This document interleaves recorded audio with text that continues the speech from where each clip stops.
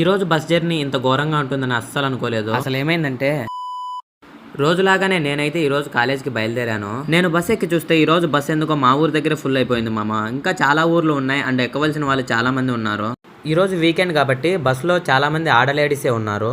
ఈ free bus scheme వల్ల morning టైంలో స్టూడెంట్స్ అయితే చాలా ఇబ్బందులు పడాల్సి వస్తుంది. మేమైతే ఎలాగోలా కాలేజ్కి అయితే వచ్చేసాము. మాకైతే ఈ రోజు స్టాక్ మార్కెటింగ్ ఎగ్జామ్ జరుగుతుంది. చాట్ జీపీటీ ఇంతగా యూజ్ అవుతుందని అస్సలు అనుకోలేదు. సార్ అలా బయటికి వెళ్ళాడో లేదో మా వాళ్ళంతా ఫోన్లో ఓపెన్ చేసి క్వశ్చన్స్ చాట్ జీపీటీ చేస్తున్నారు. తర్వాత మేమైతే బస్ స్టాండ్కి వచ్చేసాం. నడుస్తుండగా ఈ ఆటో వాళ్ళు ఏదో రోజు నా కాలు దొక్కిచ్చేస్తారు. ఎలాగో బస్ వచ్చేదానికి టైం ఉంది కదా అని చెప్పి మేమైతే బయటకు వెళ్ళి 2 ఫ్రూట్ మిక్స్ అయితే వేసేసాము. తర్వాత మహిదర్ ఫోన్ కి బ్యాక్ కేస్ అయితే కొనడానికి అయితే వెళ్ళాము. మహిదర్ గాడు అయితే బస్ వచ్చేస్తుందన్న తొందరలో అందరినీ తన్నుకుంటూ వెళ్ళిపోతున్నాడు.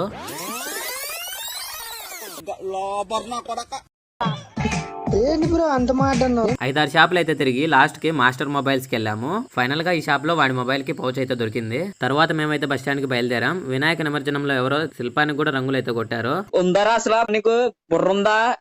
ఎప్పటికైనా మా ఫ్రెండ్స్ ని దీంట్లోకి తొడుకొని వెళ్ళి ట్రీట్మెంట్ ఇప్పించాలి మామ.